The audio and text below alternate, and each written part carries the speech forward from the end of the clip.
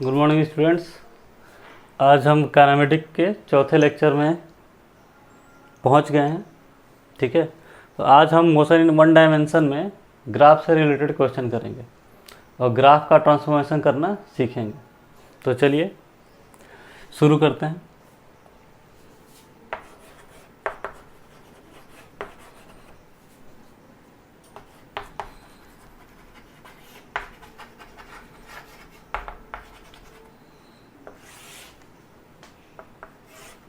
ठीक है बच्चों, देखिए हमें ट्रांसफॉर्मेशन सीखना कैसे है, पहले कंसेप्ट समझ लीजिए कि अगर पोजीशन टाइम का ग्राफ दिया हो तो हमको उसको वेलोसिटी टाइम में कन्वर्ट करना है। ठीक है, वेलोसिटी टाइम का ग्राफ दिया है तो एक्सेलरेशन टाइम में कन्वर्ट करना है। अब इन तीनों में से किसी का भी ग्राफ दिया हो आपको किसी में भी कन्वर्ट करने आना चाहिए। ठीक है ना, सिंपल सा लॉजिक है। 1 से 2 मेथड से हम लोग सीखने की कोशिश करेंगे, जो आपको समझ में आए उस पर ध्यान दीजिएगा। तो पहली चीज़ बच्चों ये है, ध्यान दीजिए, थोड़ा बहुत आप तो कैलकुलस समझ चुके हैं। xt से vt ग्राफ चेंज करना है, ठीक है ना, और vt से मान लेते हैं et में कन्वर्ट करना है। तो आपको मालूम होगा कि अगर xt से vt में कन्वर्ट करना है मतलब हमको डिफ्रेंशिएट करना पड़ेगा। ठीक है, vt से at में आना है मतलब vt को डिफ्रेंशिएट करना पड़ेगा। मतलब ऊपर से नीचे की तरफ हम आएंगे तो क्या हमें करना पड़ेगा बच्चों, डिफ्रेंशिएट करना पड़ेगा। ठीक है, और नीचे से ऊपर की तरफ जाएंगे तो इंटीग्रेट करना पड़ेगा। इतनी बात तो आपको समझ में आ गई होगी। समझ में आ गई कि नहीं? नहीं आई तो फिर से रिवाइज कर लीजिए। देखिए v बराबर क्या होता है, dx/dt, यानी xt का ग्राफ दिया है तो आप डिफ्रेंशिएट करोगे तो vt का इक्वेशन मिल जाएगा, और vt का ग्राफ दिया है तो डिफ्रेंशिएट करने पे क्या मिल जाएगा, at का मिल जाएगा। अब ठीक इसका उल्टा अगर आप कर लें, dv बराबर a dt लिख लें, यानी at के ग्राफ को इंटीग्रेट करेंगे तो vt का मिल जाएगा, और vt के ग्राफ को इंटीग्रेट कर लेंगे तो डिस्प्लेसमेंट मतलब पोजीशन टाइम ग्राफ मिल जाएगा। क्लियर है? तो वही चीज़ यहाँ पे मैं समझाया। इतनी बात तो समझ में आ गई होगी। चलिए अब एक और चीज़, बेसिक चीज़ है बहुत सारी, वो समझ लीजिए। इंटीग्रेट करते समय बच्चों होता क्या है, ठीक है ना, अगर मैं पॉलिनोमियल फंक्शन की बात करूँ तो इंटीग्रेट करते समय हमें मालूम है कि डिग्री एक बढ़ जाती है, एक बढ़ जाती है। जैसे x का इंटीग्रेशन क्या हो जाएगा, x²/2। देख रहे हैं ना, डिग्री एक बढ़ गई यहाँ पर। ठीक है, x³ का इंटीग्रेशन करोगे बच्चों तो क्या हो जाएगा, x⁴/4। क्लियर? ठीक है, उसी तरह अगर डिफ्रेंशिएट करें तो हमारी पॉलिनोमियल की जो हाईएस्ट वेरिएबल की डिग्री होगी वो एक कम हो जाएगी, एक कम हो जाएगी। जैसे x² का डिफ्रेंशिएशन करें तो 2x, x³ का करेंगे तो x², x⁴ करेंगे तो x³। ठीक है ना, मैं कोफिशिएंट को छोड़ दिया। तो इतनी चीज़ें आपके दिमाग में आनी चाहिए। और बाकी जो हम पिछले वीडियो में पढ़ रखे हैं 2-3 वीडियो में, वो तो आपको मालूम ही है कि dx/dt represent velocity and it also represent slope, dv/dt represent slope of vt curve, dx/dt represent slope of xt curve, integral of vdt represent area under curve vt which gives you change in position vector. Similarly, area under curve of at gives you change in velocity. Clear है? चलिए तो आगे से सीखते हैं आराम से, बहुत सिंपल सिंपल क्वेश्चन से लेके आगे की तरफ बढ़ेंगे। चलिए तो देखिए, पहले हम सीखने की कोशिश करेंगे xt से vt में, ठीक है, और vt से at में। ये सीक्वेंस रहेगा। क्लियर है? चलिए देखिए, पहले क्वेश्चन से सीखते हैं। एक सिंपल सा ग्राफ ले लेते हैं xt के बीच में, एक सिंपल सा ग्राफ ले लेते हैं। ठीक है, अब देखिए xt का स्लोप बच्चों क्या देता है, xt का स्लोप क्या देता है, वेलोसिटी। तो vt कर्व जो हम बनाएंगे तो यहाँ पर देखिए ये स्लोप कैसा आ रहा है, tan थीटा कैसा आ रहा है, tan थीटा कांस्टेंट आएगा, स्ट्रेट लाइन है, कांस्टेंट आएगा ना, हर जगह थीटा की वैल्यू क्या है, सेम है, हर जगह थीटा की वैल्यू क्या है बच्चों, सेम है, मतलब xt का स्लोप हमारा कांस्टेंट आएगा, और xt का स्लोप हम जानते हैं क्या बताता है, वेलोसिटी बताता है, मतलब वेलोसिटी कैसी हो गई, कांस्टेंट हो गई। अच्छा कांस्टेंट हो गई तो सर ऊपर ही क्यों बनाए, क्योंकि स्लोप हमारा पॉजिटिव है, स्लोप कैसा है, पॉजिटिव है, वही नेगेटिव स्लोप होता तो नीचे बनाते। क्लियर है, पहला लॉजिक बिल्कुल क्लियर है। चलिए दूसरी लॉजिक से इसको समझने की कोशिश करते हैं। ये जो भी xt का कर्व है इसका इक्वेशन कैसा होता है, लीनियर होता है, स्ट्रेट लाइन है ना बच्चों, तो कोई भी इक्वेशन होता तो x बराबर समथिंग 80 ऐसे करके होता, क्योंकि ये तो ओरिजिन से पास कर रहा है तो कोई इंटरसेप्ट होगा नहीं, तो x बराबर क्या होता है 80। अब इसको डिफ्रेंशिएट करते तो क्या बचता तुम्हारा, dx/dt करते तो क्या होता, a बनता, यानी लीनियर का डिफ्रेंशिएशन क्या हो जाता है, कांस्टेंट। तो ये लीनियर इक्वेशन है, इसका डिफ्रेंशिएशन क्या होता है, कांस्टेंट, तो ये vt का कर्व ऐसे हो गया। ठीक है, vt से बच्चों क्या बनाना है, at में बनाना है, at में बनाना है। तो आपको दिख रहा है वेलोसिटी हमारी कैसी है, कांस्टेंट है, तो एक्सेलरेशन क्या होगा, 0। Rate of change of velocity क्या होती है, एक्सेलरेशन होती है। तो ऐसे भी दिख रहा है कि वेलोसिटी हमारी चेंज नहीं हो रही है, तो एक्सेलरेशन क्या आना चाहिए, 0। दूसरा लॉजिक क्या है कि vt का स्लोप क्या देता है, एक्सेलरेशन देता है। इसमें स्लोप क्या आया है हमारा, tan थीटा क्या आया है, 0, यानी थीटा क्या है, 0 डिग्री, यही हमारा स्लोप है, तो 0 बन गया। तीसरा लॉजिक क्या है कि वेलोसिटी टाइम का अगर मैं इक्वेशन लिखता तो एक कांस्टेंट आता, और कांस्टेंट का डिफरेंशिएशन 0 होता है। डिफरेंशिएशन क्यों कर रहे हैं, क्योंकि vt का डेरिवेटिव हमको क्या देता है, एक्सेलरेशन देता है। क्लियर है ना। तो इतने तरीके हैं सोचने के लिए, आपको जो आसान लगे। ठीक है, चलिए आइए थोड़ा और आगे बढ़ते हैं, जब जहाँ पे ज़रूरत होगा वो टॉपिक पढ़ा लेंगे। और ध्यान से देखते रहिएगा, लेक्चर के एंड में जेईई मेंस में जो क्वेश्चन आए थे, 2 बार लगातार क्वेश्चन आए हैं, ठीक है, सेम ही क्वेश्चन आए हैं अलग अलग साल में, ठीक है, रिपीटेड क्वेश्चन है, बस ऑप्शन चेंज था। तो मैं देखने की कोशिश करूँगा क्या आप उसको समझ पा रहे हैं। चलिए दूसरा क्वेश्चन देख लेते हैं बच्चों, ध्यान से आराम से समझिए। ये हमारा xt का कर्व है, किसका कर्व है, xt का। बनाना किसका बच्चों, vt का, और किसका बनाना है, at का। क्लियर। नेचर ऑफ कर्व की बात कर रहे हैं हम लोग, डेटा नहीं लिए हैं, तो नेचर कर्व कैसा होता, ठीक है।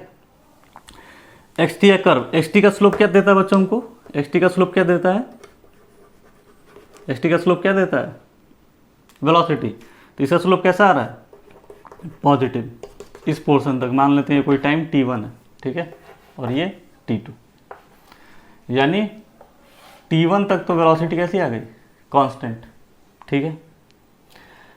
अब इस लाइन के लिए देखिए, इसका स्लोप बच्चों कैसा है, नेगेटिव, यानी वेलोसिटी क्या आएगी हमारी, नेगेटिव। ये बन गया, ये t1 हो गया और ये t2 हो गया, ठीक है ना, vt का स्लोप से ही बना दिया हमने। दूसरा लॉजिक क्या था कि ये एक लीनियर इक्वेशन है, तो ये इक्वेशन कुछ x बराबर 80 होता, ठीक है ना, क्योंकि स्लोप पॉजिटिव है। ये भी एक लीनियर इक्वेशन है, तो x बराबर -80 होता। तो इसका डेरिवेटिव आप करते तो a आता है, इसका डेरिवेटिव करते तो -a आता, तो -a किधर बचता बनता है, नीचे की तरफ। क्लियर। at का देखते हैं, at स्लोप क्या होगा, तो 0 से t1 तक में तो कोई वेलोसिटी में चेंज आया नहीं, एक्सेलरेशन 0। t1 से t2 तक भी कोई चेंज नहीं आया, तब भी एक्सेलरेशन 0, यानी at का कर्व तो अभी भी 0 ही है। क्लियर। चलिए आइए, जब ये पढ़ रहे हैं तो इसमें एक टॉपिक का भी डिस्कशन कर लें कि अभी जो हमने शुरुआत में जो कर्व बनाया था ऐसे xt, और इसका ये कर्व था क्या, कैसा कर्व था बच्चों, vt कर्व कैसा था, ऐसा था। अच्छा at कर्व कैसा था बच्चों, ऐसा, ठीक है ना। ये कर्व क्या बता रहा है, आपको कुछ बता रहा है, ये लीनियर इक्वेशन है, t पर x का वेरिएशन कैसा है, लीनियर, ठीक है ना। लीनियर का मतलब कि अगर ये 1 सेकेंड में 2 मीटर चल रहा है तो अगले 1 सेकेंड में भी 2 मीटर चलेगा, अगले 1 सेकेंड में भी 2 मीटर चलेगा, ठीक है ना। ये वेलोसिटी कैसी आई, कांस्टेंट आई, एक्सेलरेशन क्या आ गया 0। तो इस टाइप के मोशन को क्या कहते हैं बच्चों, यूनिफॉर्म मोशन। ध्यान से सुनिएगा, क्या कहते हैं, यूनिफॉर्म मोशन। रटना नहीं है, बिल्कुल समझना है। तो यूनिफॉर्म मोशन क्या होता है, जिसमें इक्वल डिस्प्लेसमेंट चलता है इक्वल इंटरवल ऑफ टाइम में, equal displacement travelled in equal interval of time, equal interval of time, ठीक है ना। तो इक्वल का मतलब यही नहीं हुआ कि 1 सेकेंड में 2 मीटर चला तो अगले 1 सेकेंड में 2 मीटर चला, मतलब इंटरवल उनका इक्वल होना चाहिए। अगर 2 सेकेंड में 2 मीटर चला तो अगले 2 सेकेंड में भी 2 ही चलना चाहिए, ये बात है, ठीक है। तो यानी ये xt के बारे में कहानी हो गई। तो vt के बारे में क्या कहानी है सर, ग्राफ देखिए, ग्राफ क्या आपका बोल रहा है, ग्राफ कह रहा है कि भैया वेलोसिटी क्या होगी, वेलोसिटी क्या होगी हमारी, कांस्टेंट होगी, वेलोसिटी क्या होगी, कांस्टेंट होगी। यूनिफॉर्म मोशन है तो xt का कर्व क्या बता रहा है, equal displacement travel in equal interval of time. vt का कर्व क्या बताएगा कि वेलोसिटी कांस्टेंट होना चाहिए। सिमिलरली at का कर्व आपको क्या बताएगा कि एक्सेलरेशन क्या होना चाहिए, 0। ये हमारा यूनिफॉर्म मोशन कहलाता है। ऐसा मोशन जिसमें चेंज इन वेलोसिटी क्या हो, 0 हो, जिसमें वेलोसिटी क्या हो, कांस्टेंट हो, और जिसमें डिस्प्लेसमेंट जो भी पार्टिकल ट्रेवल कर रहा है वो सेम ट्रेवल करेगा same interval of time. Clear है, चलिए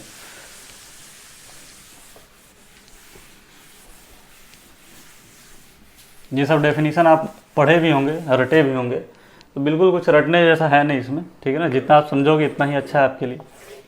आइए देखते हैं, अगर ऐसे है मान लो,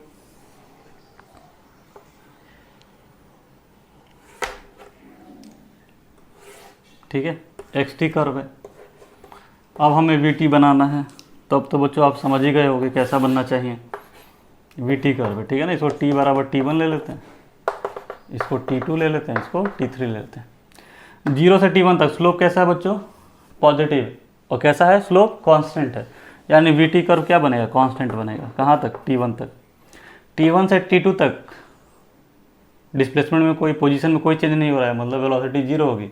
दूसरा लॉजिक क्या है कि स्लोप कैसा है, यहाँ पे 0 है, यानी वेलोसिटी क्या हो गई, 0 हो गई। क्लियर। यहाँ से यहाँ तक में स्लोप देखो बच्चों क्या है, नेगेटिव है या और कांस्टेंट है, नेगेटिव है तो वेलोसिटी इधर आ गई। at बनाओगे तो at तो हमारा हर जगह 0 होगा। v कांस्टेंट है तो a0 है तो v0 है तो a0 होगा, a कांस्टेंट है तब भी a0 होगा। क्लियर है, चलिए। अब इसका मतलब कि आप लॉजिक तो समझ चुके हैं। अब थोड़ा सा मैं हल्का सा अगर टिपिकल क्वेश्चन दूं तो आप कर लेंगे। और टिपिकल क्या होगा, कोई बहुत बड़ी चीज़ नहीं होगी। मान लेते हैं ये कर्व किसका है, xt का।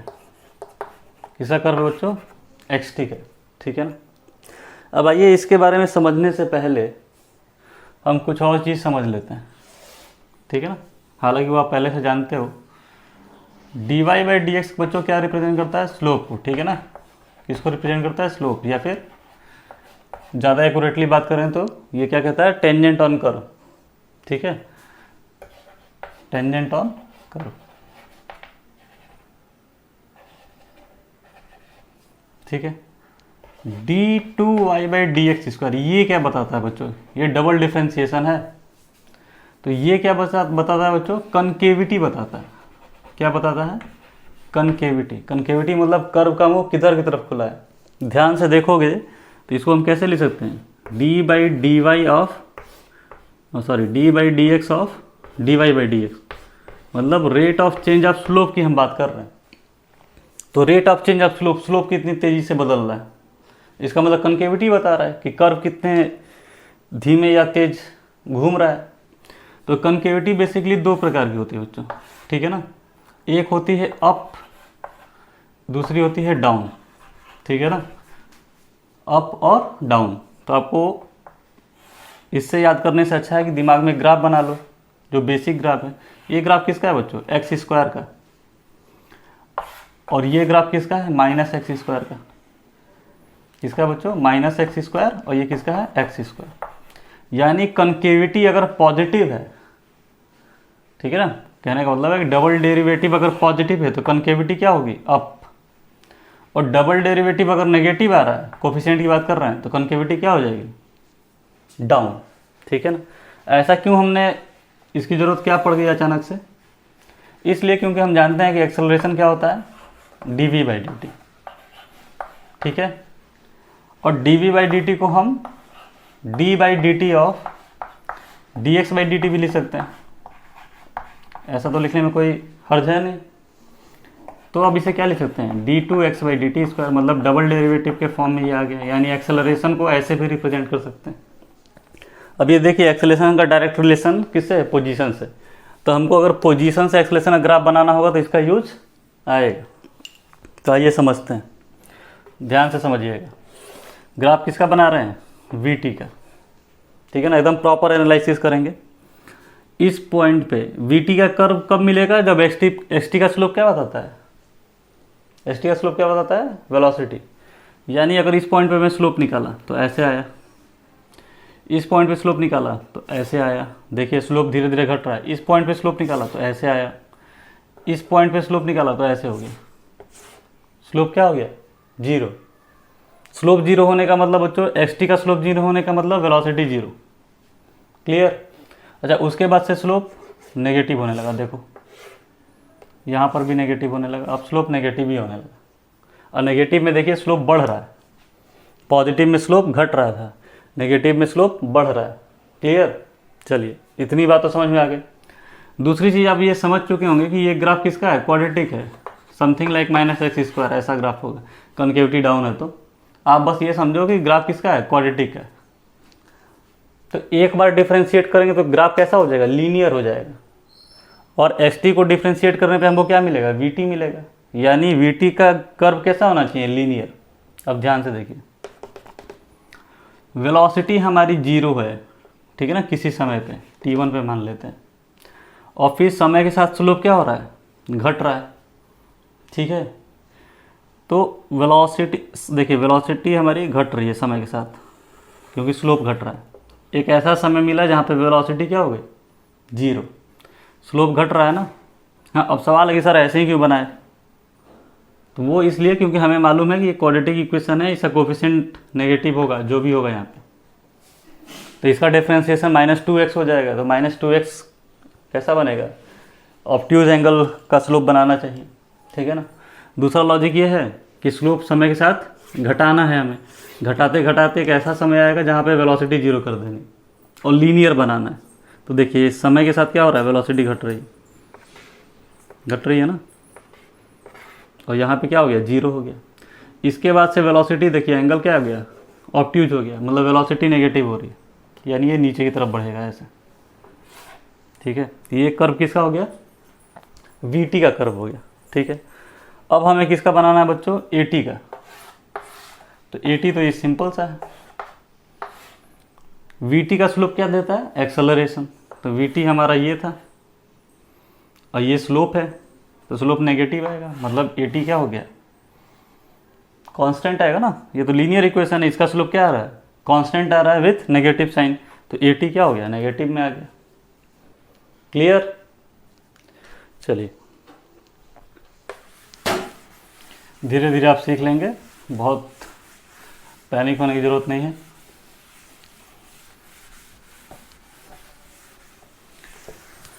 चलिए, तो एस टी से वी टी में कन्वर्ट करना सीख गए। ठीक है। वी टी से ए टी में कन्वर्ट करना सीख गए।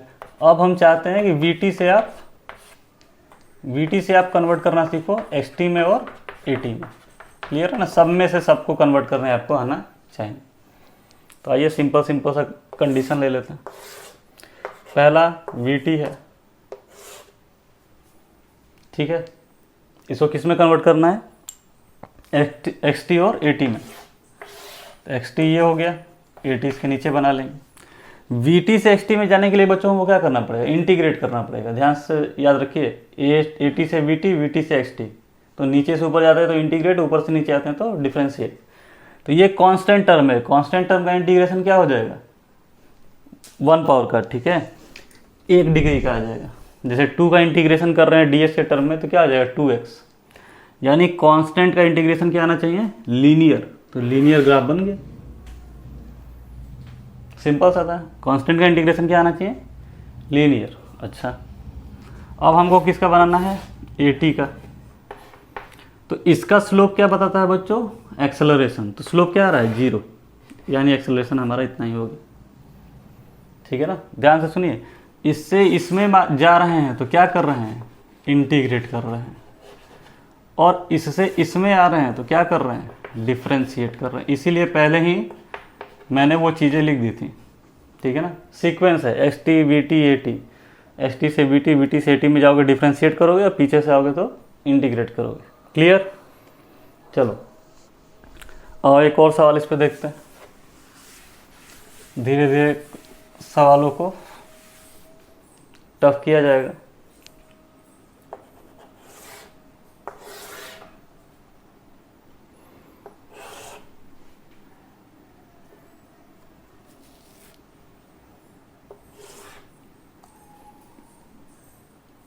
ठीक है, पहला ही सवाल ज़्यादा टफ हो जाएगा, अभी आपको बहुत सारी चीज़ें सिखानी है। ये वी टी का कर्व है, हमें एक्स टी में कन्वर्ट करना है। ए टी तो आसान हो गया ना बच्चों, ए टी क्या हो गया, आसान हो गया। वी टी का स्लोप क्या बताता है, एक्सेलरेशन। तो स्लोप कैसा है, कांस्टेंट है, और कैसा है, पॉजिटिव है, तो ए टी तो ऐसा हो गया। क्लियर। अच्छा ये देखो बच्चों, कांस्टेंट आ रहा है, ये कैसा आ रहा है, कांस्टेंट आ रहा है, मतलब ये किस टाइप का ग्राफ है, यूनिफॉर्मली एक्सेलरेटेड मोशन, ठीक है ना। अभी तक जो हम लोग कर रहे थे उसमें एक्सेलरेशन 0 आ रहा था, इसमें एक्सेलरेशन है। तो कोई क्वेश्चन पूछ दिया कि यूनिफॉर्मली एक्सेलरेटेड मोशन का ग्राफ बनाइए, और ग्राफ किसी में भी बनाइए, ए टी में बनाइए, वी टी में बनाइए, एक्स टी में बनाइए, तो आपको याद होना चाहिए। खैर हम अब किसका बनाना चाह रहे हैं, एक्स टी का। अब इसको थोड़ा सा समझना है, किसका बनाना है, एक्स टी का। अब ये देखो, लीनियर का इक्वेशन क्या होना चाहिए बच्चों, लीनियर का इक्वेशन क्या होना चाहिए, क्वाड्रेटिक, ठीक है ना। अब क्वाड्रेटिक में दिक्कत ये है कि ऐसे बनाएं कि ऐसे बनाएं, इन दोनों में से कौन सा कर्व रखें, ठीक है ना, दोनों तो क्वाड्रेटिक ही है। तो हालांकि हमें मालूम है कि ये लीनियर इक्वेशन जो भी है वे उसका टी का कोफिशिएंट पॉजिटिव है, तो इंटीग्रेट करोगे तो टी स्क्वायर आएगा, मतलब कनकेविटी ऐसी होगी, ये तो होगा नहीं, ठीक है। बात समझ में आ रही है, क्लियर। और एक और चीज़ अभी हमने पढ़ा है कि डबल डेरिवेटिव क्या बताता है, कनकेविटी बताता है। क्या बताता है, कनकेविटी। तो d2x/dt² एक्चुअली में होता क्या है, एक्सेलरेशन। और बच्चों एक्सेलरेशन हमारा कैसा है, एक्सेलरेशन कैसा है, पॉजिटिव है। एक्सेलरेशन पॉजिटिव है मतलब कनकेविटी कैसी है, पॉजिटिव है। तो कनकेविटी पॉजिटिव होगी तो कर्व का नेचर कैसा होना चाहिए, इस तरीके का। याद आया कुछ, यानी एक्स टी का कर्व कैसा होना चाहिए, इस तरीके का, ठीक है ना। तो देखो दो लॉजिक से आप समझ रहे हो, कनकेविटी के थ्रू भी समझ रहे हो और यहाँ से भी समझ रहे हो कि वी टी का इक्वेशन होगा बच्चों लीनियर, तो एक्स टी का जो इक्वेशन होगा वो क्वाड्रेटिक होगा, ठीक है ना। क्योंकि वी टी से एक्स टी में जाएंगे तो इंटीग्रेट करना पड़ेगा, और इंटीग्रेट करने में 1 डिग्री बढ़ जाती है। तो ये एक्स टी हो गया, ये ए टी हो गया, ये बी टी हो गया। ये किस टाइप का ग्राफ है बच्चों, uniformly accelerated motion, uniformly accelerated motion. अंतर है बच्चों, यूनिफॉर्म मोशन में एक्सेलरेशन क्या होगा, 0 होगा। यूनिफॉर्मली एक्सेलरेटेड मोशन में क्या होगा, एक्सेलरेशन कांस्टेंट होगा, 0 नहीं होगा, रन 0 होगा, ठीक है। चलो अब आओ थोड़ा सा इसको टिपिकल करते हैं। उम्मीद है आपको धीरे धीरे चीज़ें समझ में आ रही होंगी। नहीं समझ में आएंगी तो बच्चों ज़रूर कमेंट में बताइएगा, ठीक है ना। इतना समय बर्बाद किसके लिए किया जा रहा है, आप ही के लिए किया जा रहा है। अगर कुछ समझ में नहीं आ रहा होगा तो ज़रूर बताइएगा, सवाल के कराने के तरीके में हम कुछ चेंज कर सकते हैं, ठीक है ना। मान लेते हैं VT का कर्व ऐसा है, ठीक है ना, VT का कर्व ऐसा है, हमें क्या बनाना है, XT बनाना है, और क्या बनाना है, AT बनाना है। तो AT तो आसान है बच्चों, तो पहले AT बना लेते हैं। इसका स्लोप क्या देगा, एक्सेलरेशन देगा, ठीक है ना। dV/dt represent acceleration and dV/dt represents slope of curve in VT।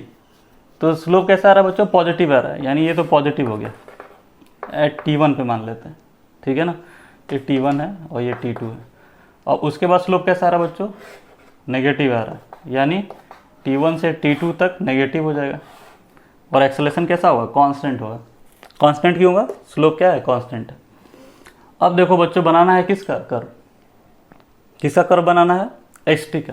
अब XT में ध्यान रखिए, ठीक है ना, ये लीनियर है तो क्वाड्रेटिक बनेगा, ये भी लीनियर है तो क्वाड्रेटिक बनेगा उसका कर्व। लेकिन ये लीनियर है with positive coefficient of T, और ये लीनियर है with negative coefficient of T, मतलब इसका इंटीग्रेशन क्वाड्रेटिक इक्वेशन आएगा विथ पॉजिटिव कोफिशिएंट, इसका नेगेटिव कोफिशिएंट। पहला तो लॉजिक ये है, मतलब ग्राफ कुछ ऐसा बनना चाहिए, ऐसा फिर ऐसा, ठीक है ना। अभी नेचर समझ रहे हैं, बाद में इसमें PhD किया जाएगा। दूसरी चीज़ ये है कि एक्सेलरेशन पॉजिटिव है और XT में बनाना है, तो XT और एक्सेलरेशन में रिलेशन ये है कनकेविटी का, अगर पॉजिटिव है तो कनकेविटी अप होनी चाहिए, और नेगेटिव है तो कनकेविटी डाउन होनी चाहिए। क्लियर है, यानी इस तरह का तो ग्राफ बनेगा। अब अच्छा से देखिए बच्चों, ध्यान से समझिएगा, ये हो गया हमारा XT का कर्व, और ये हो गया हमारा अगले XT का कर्व, ठीक है।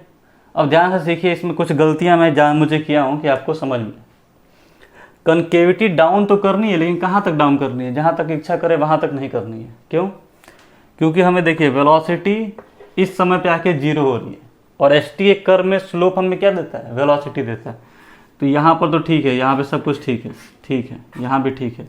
यहाँ पर देखो स्लोप क्या हो जा रहा है बच्चों, 0 हो जा रहा है। तो 0 के आगे तो ग्राफ है नहीं, मतलब 0 के आगे ये ग्राफ नहीं होना चाहिए, ठीक है ना। यानी XT का कर्व ऐसा होता, यहाँ पे कनकेविटी देखो, कनकेविटी क्या है, अप है, और इस वाले पोर्शन में कनकेविटी क्या है, डाउन। तो डाउन कनकेविटी क्या बताती है, नेगेटिव एक्सेलरेशन। अप कनकेविटी क्या बताती है, पॉजिटिव एक्सेलरेशन, अगर एक्सेलरेशन के टर्म में बात कर रहे हैं तो। अब इस पूरे नेचर को समझते हैं, ठीक है ना। हर जगह देखिए स्लोप कैसा है, पॉजिटिव, ठीक है, हर जगह स्लोप पॉजिटिव है, तो ठीक है, V पॉजिटिव आ रहा है, यहाँ पर भी स्लोप पॉजिटिव ही है। तो इस ग्राफ से ये नहीं समझ लेना है कि वेलोसिटी आपका नेगेटिव है, ठीक है ना, क्योंकि अभी भी किसी भी टाइम पे वेलोसिटी क्या है हमारी, पॉजिटिव ही है। वेलोसिटी तब तक नेगेटिव नहीं होती जब तक ये ग्राफ नीचे नहीं जाता। क्लियर है, मतलब इसका ग्राफ कैसा बनेगा, ऐसा। क्लियर, चलिए आइए देखिए, अब यहाँ तक सीख लिए हैं तो मुझे लग रहा है कि अब आप जो क्वेश्चन मेंस में आ रखा था उसको सॉल्व कर सकते हो, ठीक है ना। डेटा थोड़ा सा इधर उधर हो सकता है, हाँ, लेकिन आप क्वेश्चन को सॉल्व कर सकते हैं। तो देखिए क्वेश्चन क्या आया था, 2 साल लगातार आया था, बस ऑप्शन में अंतर था। देखिए 2017 में शायद आया था, 2017 में, और अगली बार 2018 में। क्वेश्चन दिया था कि एक बॉल को हमने ऊपर की तरफ थ्रो किया, ठीक है, बॉल है, तो बॉल ऊपर गया और फिर ऊपर से बॉल नीचे आ गया, ठीक है ना। मोशन अंडर ग्रेविटी है, ऐसे जैसे मान लेते हैं बॉल है, बॉल को ऐसे ऊपर फेंके, ऊपर से नीचे आ गया। क्लियर, तो VT कर्व बनाना था। क्या बनाना था बच्चों, VT कर्व। बहुत बच्चों ने गलत किया, पता नहीं क्या मिस कंसेप्शन था। ग्राफ में तो गलत करना ही नहीं चाहिए, क्योंकि आपके पास एलिमिनेशन मेथड होता है। 4 ग्राफ में से किसी आप गलत करना है तो किसी एक पॉइंट पे गलत कर दोगे तो वो ग्राफ कैंसिल हो जाएगा। सही करने के लिए सारे लॉजिक देने होते हैं, लेकिन किसी बात को गलत करना है तो आप किसी भी पॉइंट पे उसे काट दोगे, इसका मतलब वो गलत है, अगर वो पॉइंट आपका सही है तो देखो बच्चों ऑप्शन क्या दिया था, ठीक है ना। जेईई मेंस का क्वेश्चन था, 2017 में शायद आया था, ठीक है ना। और फिर एक 2018 में आया था, उसको अगली बार देखेंगे इस क्वेश्चन के बाद। पहला ग्राफ दिया हुआ था बच्चों वीटी में ऐसे, ठीक है। दूसरा ग्राफ दिया हुआ था बच्चों वीटी में ऐसे। तीसरा ग्राफ दिया था बच्चों वीटी में ऐसे, क्लियर। चौथा ग्राफ दिया था वीटी में ऐसे। अब ऑप्शन आपको बताना है कौन सा सही आंसर है, ठीक है। एकदम कंसेप्चुअली समझिए इसको, आंसर बताइए। नहीं भी समझ में आ रहा है तो एलिमिनेट करिए, क्योंकि अभी तो आप ग्राफ का कन्वर्जन ग्राफ में सीखे हैं। ये ग्राफ नहीं दिया था, ये तो स्टेटमेंट दे दिया था, एक सिचुएशन दे दिया था जिसको आपको एनालाइज करना था। क्लियर है? चलिए देखिए, तो बहुत बच्चों ने इसको टिक मारा था और कुछ जो थोड़े से एवरेज थे उन्होंने इसको टिक मारा था कि ये दोनों आंसर हो सकते हैं, और ये दोनों बिल्कुल ही गलत है, ठीक है। हाँ, ये तो आपको दिख रहा है कि ये सही हो ही नहीं सकता, ये तो गलत ही होना चाहिए। क्यों? क्योंकि एक समय पे दो वेलोसिटी कैसे हो सकती है?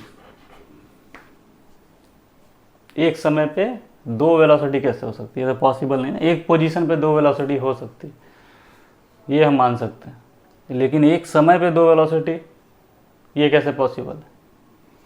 एक पोजीशन में तो हो सकती है ना बच्चों। जैसे मान लो बॉल को ऊपर फेंके तो बॉल यहाँ पर कहीं पहुँचा, एक पोजीशन ये हो गया। अब बॉल ऊपर से जब नीचे आ रहा था तो फिर इसी पोजीशन पे आया, मतलब ये पोजीशन दो बार आ रहा है, यानी एक पोजीशन पे दो वेलोसिटी होगी। एक बार ऊपर की तरफ जा रही थी तब, एक बार नीचे की तरफ आ रही थी, ये हो सकता है। लेकिन एक समय पे दो वेलोसिटी, तो ये तो ऐसे ही एलिमिनेट हो गया, ठीक है।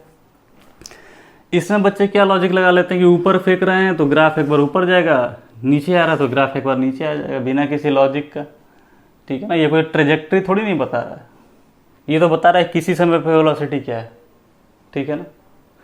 तो आप देखो कैसे ग्राफ को पढ़ सकते हो। बॉल को अगर मैं ऊपर प्रोजेक्ट किया, ऊपर की तरफ जब बॉल जा रहा है, ठीक है ना, ऊपर की तरफ, तो ग्रेविटी किधर की तरफ है? नीचे की तरफ। और ऊपर से बॉल जब नीचे आ रहा है तब भी ग्रेविटी किधर है? नीचे की तरफ। मतलब एक्सेलरेशन ड्यू टू ग्रेविटी किधर है? नीचे की तरफ। डायरेक्शन ग्रेविटी हमारी चेंज नहीं कर रही है। बात समझ में आ रहा है ना? ऐसे ऊपर फेंके इस चौक को तो ग्रेविटी नीचे लग रही है, और ऊपर से जब नीचे आ रहा है तब भी नीचे लग रही है, ठीक है ना। अर्थ जो है अपने केंद्र की तरफ किसी भी वस्तु को खींचता है, तो आप क्या ऑब्जेक्ट फेंकने से वो अपना फोर्स नहीं बदल लेगा, वो हमेशा अपने सेंटर की तरफ ही उस पार्टिकल को खींचेगा। तो ये चीज़ गलत क्यों बता रही है कि वीटी का स्लोप यहाँ पे तो पॉजिटिव है। पॉजिटिव तो कहीं था ही नहीं, जी नीचे है तो मान लेते हैं नेगेटिव है। आप पॉजिटिव भी मान सकते हो, लेकिन इस केस में फिर क्या हो जाता? नेगेटिव हो जाता। अब आप कुछ भी मानते, दो डायरेक्शन तो नहीं हो सकता ना एक्सेलरेशन का। अगर नीचे वाले को पॉजिटिव मान रहे हो तो इसके लिए भी पॉजिटिव, इसके लिए भी पॉजिटिव, तो इसमें तो दो आ रहा है, गलत हो गया। उसी तरह आप इसको करते तो इस वाले स्लोप को देखो, ये नेगेटिव आ रहा है और ये वाला पॉजिटिव आ रहा है, पॉसिबल ही नहीं है। इस वाले को देखो, इस वाले को देखो, ठीक है ना, थोड़ा सा कर्व नीचे की तरफ है, या फिर यहाँ तक बना सकते हो, कोई दिक्कत है नहीं। ये कैसा है स्लोप? केवल नेगेटिव है। Through out the motion slope कैसा है? नेगेटिव है। तो एक्सेलरेशन हमारा कैसा था? नेगेटिव था। दूसरा लॉजिक समझो, जैसे ही बॉल को ऊपर फेंका, मैं इसको ऊपर फेंका तो ऊपर जा रहा तो इसकी स्पीड कम हो रही है, मतलब समय के साथ स्पीड कम होना चाहिए। इस वाले में देखिए समय के साथ तो स्पीड बढ़ रही है, तो ये तो ऐसे ही गलत हो गया। इसमें समय के साथ स्पीड घट रही है, ये सही है, ठीक है ना। लेकिन फिर स्पीड बढ़ने लगी तो ठीक है, जब इधर से इधर आए तो बढ़ने लगी। लेकिन हम वेलोसिटी का ग्राफ दिया है, वीटी कर्व है, तो वेलोसिटी नीचे की तरफ में घट रही है, मतलब बढ़ रही है, तो ये तो पॉजिटिव दिखा रहा है। ऊपर की तरफ गया तो वेलोसिटी पॉजिटिव, नीचे की तरफ आया तो नेगेटिव, तो ये तो दोनों केस में ही पॉजिटिव है, तो ये तो गलत हो गया। इसकी एनालिसिस करें, देखिए जैसे जैसे समय बढ़ा रहे हैं वेलोसिटी घट रहा है, वेलोसिटी घट रहा है, दिख रहा है ना बच्चों। यहाँ पर जैसे पहुँचे वेलोसिटी जीरो हो गई, मतलब ये सिचुएशन टॉप वाली है जहाँ पर वेलोसिटी जीरो हो जाती है। टॉप के बाद बॉडी नीचे आने लगती है तो वेलोसिटी देखिए अब नेगेटिव होने लगी। ये क्वेश्चन आया था, मतलब ये आपका आंसर। क्लियर? कोई डाउट? ध्यान से देख लीजिए। तो सिंपल सा लॉजिक था, आप केवल स्लोप पे ध्यान लगाए रहते हैं तो आंसर हो जाता है, और आप फिर भी नहीं सोच पा रहे हैं तो एलिमिनेट तो कर ही सकते थे जो भी आपको सिचुएशन दिया था। ठीक है, देखिए ये सेम क्वेश्चन 2018 में फिर आया, सेम सब कुछ क्वेश्चन जो गिवन था वो बिल्कुल ही सही था। ठीक है, एज इट इज़ जो हमारा 2017 में दिया था, लेकिन अब ये क्वेश्चन 2018 में फिर आया। ठीक है ना, कॉन्जुगेटिव ईयर में आया था, 2016-17 हो सकता है या 17-18 हो सकता है। ठीक है, तो उसमें क्या दिया था, यही सिचुएशन दिया था, और अब पूछा था कि बताइए कौन सा ग्राफ नहीं हो सकता, कौन सा ग्राफ पॉसिबल नहीं है। तो वीटी का एक कर्व दिया हुआ था ऐसे, ठीक है ना, ऐसे वीटी का कर्व दिया था। दूसरा कर्व हमको दिया था, दूसरा कर्व एक्सटी का दिया हुआ था। ठीक है, दूसरा कर्व एक्सटी का दिया था ऐसा। ठीक है, तीसरा कर्व हमको एटी का दिया था ऐसे, और चौथा कर्व जो दिया था डिस्टेंस टाइम में था, एस रिप्रेजेंट डिस्टेंस। ठीक है ना, तो उसका कर्व कैसे दिया था बच्चों, उसका कर्व दिया था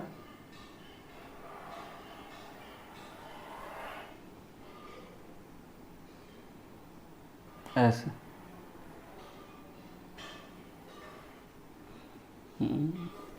ऐसे नहीं दिया था, ऐसे दिया था। ऐसे कर्व था हमारा डिस्टेंस टाइम। क्लियर? क्या था, कौन सा ऑप्शन गलत? तो अभी तो हम लोग देखे हैं कि ये तो सही है, इसका स्लोप क्या आ गया, नेगेटिव, और acceleration through out the motion क्या है, नेगेटिव है। एक्सेलरेशन नेगेटिव है तो ये भी सही हो गया। ठीक है ना, through out the motion acceleration कैसा है, नेगेटिव। एटी के बीच में था, ये वीटी के बीच में था। ये एक्सटी है और ये क्या है, डिस्टेंस टाइम है, मतलब ये पोजीशन टाइम है या फिर डिस्प्लेसमेंट टाइम कह सकते हो, ये डिस्टेंस और टाइम है। ठीक है ना, तो देखो यहाँ से तो आपको एक बात समझ में आ रही है कि अगर एक्सेलरेशन नेगेटिव है तो कनकेविटी कैसी होनी चाहिए, डाउनवर्ड। ठीक है, तो डाउनवर्ड है, कोई दिक्कत की बात नहीं है। और देख सकते हो, आप समझ सकते हो कि हमको इसमें ये पॉइंट मालूम है जहाँ पर वेलोसिटी क्या हो रही थी, वेलोसिटी क्या हो रही थी, 0, ये वाला समय।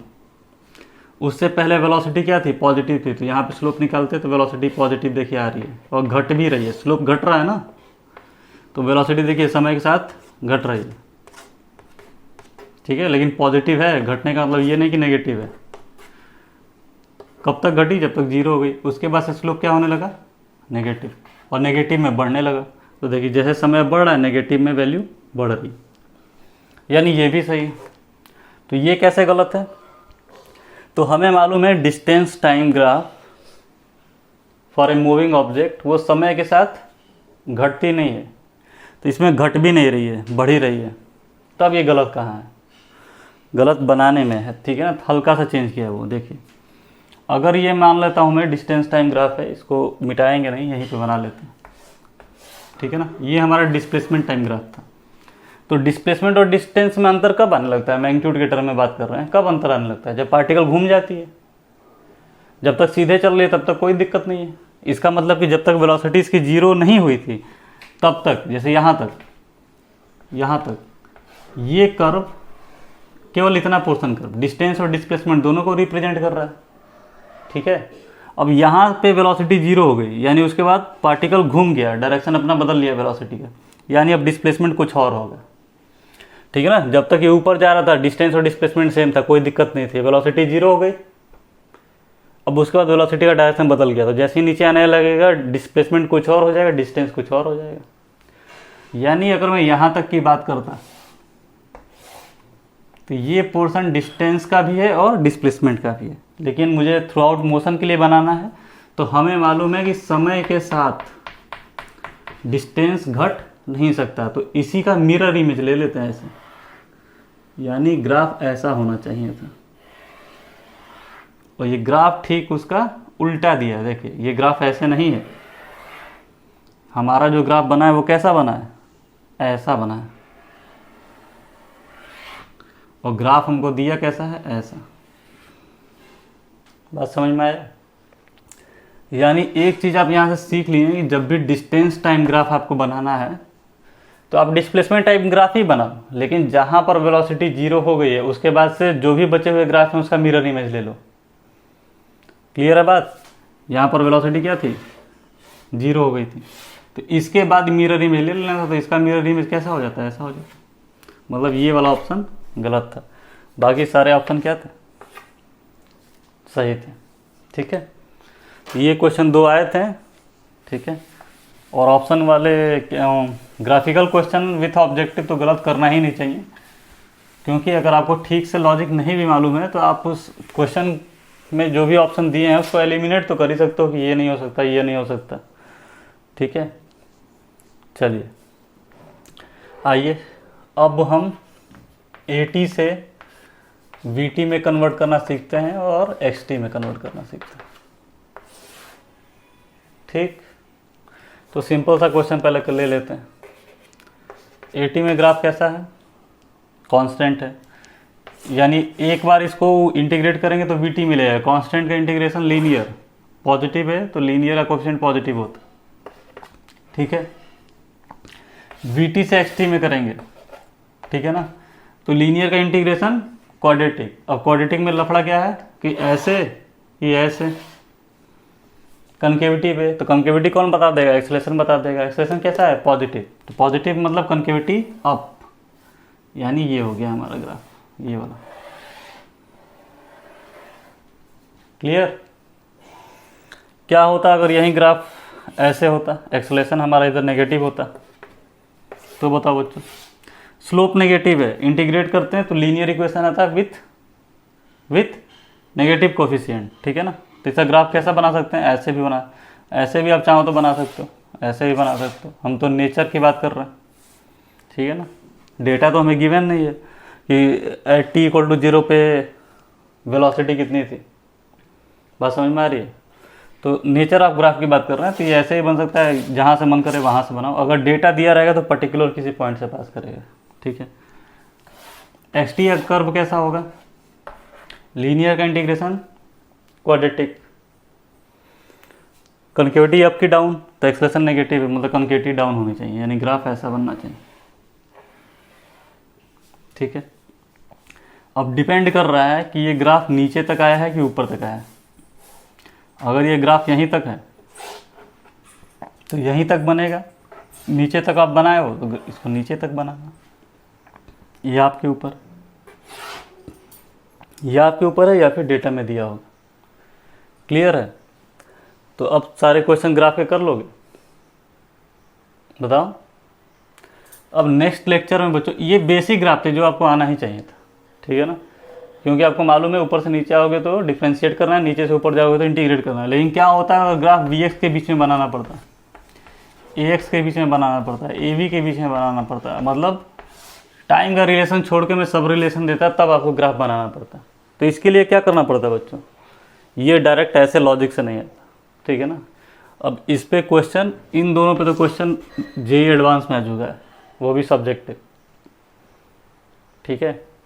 तो ऐसे क्वेश्चन में क्या करेंगे कि हमको इक्वेशन का यूज़ करना पड़ेगा, क्योंकि ऐसा कोई डायरेक्ट रिलेशन नहीं है जो ये हमको दे, ठीक है। और देगा भी तो इक्वेशन यूज करना पड़ेगा। जैसे एक्सेलेरेशन बराबर क्या होता है, v/dx, तो x भी है, v भी है, a भी है, मतलब इसमें से इसको कन्वर्ट करना है तो इस इक्वेशन को यूज करेंगे। तो यहाँ पे v क्या है, v velocity at any position x, तो v as a function of x हमको मालूम होना चाहिए, मतलब इक्वेशन का यूज करना पड़ेगा, ठीक है ना। तो इसके बारे में डिस्कस हम लोग नेक्स्ट लेक्चर में करेंगे। तब तक के लिए आप अच्छे से इसकी प्रैक्टिस कर लीजिए, और कोई भी दिक्कत हो तो कमेंट सेक्शन में ज़रूर बताइए, ठीक है। धन्यवाद।